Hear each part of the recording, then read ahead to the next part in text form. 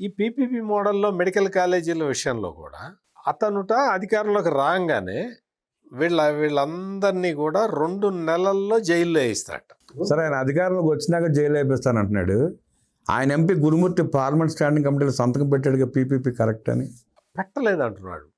ఇప్పుడు ఏమంటున్నాడంటే గురుమూర్తి ఏం చెప్తున్నాడంటే, నేను తెలుగుదేశం వాళ్ళు పచ్చ మీడియా నా మీద వ్యతిరేక ప్రచారం చేస్తున్నది, నేను స్టాండింగ్ కమిటీలో ఉన్నమాట వాస్తవం.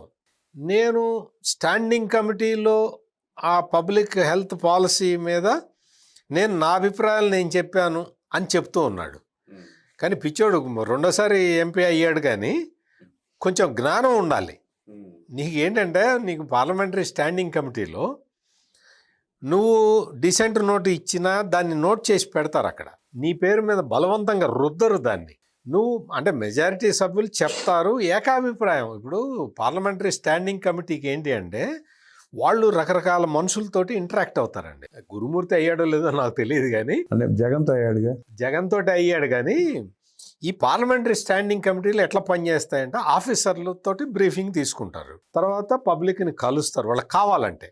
లేదు మేము విదేశాల్లో దీన్ని మోడల్ మేము స్టడీ చేసి వస్తామంటే పంపిస్తారు. ఇట్లా రకరకాలు ఉంటాయి. అటువంటిది స్టాండింగ్ కమిటీలో వాళ్ళు పబ్లిక్ హెల్త్ మీద వాళ్ళు పెట్టిన స్టాండింగ్ కమిటీలో వాళ్ళు తీసుకున్న నిర్ణయాలు ఏంటి అంటే, ఈ వైద్య ఆరోగ్య రంగంలో మనం గణనీయమైన ప్రగతి సాధించాల్సిన అవసరం ఉన్నది.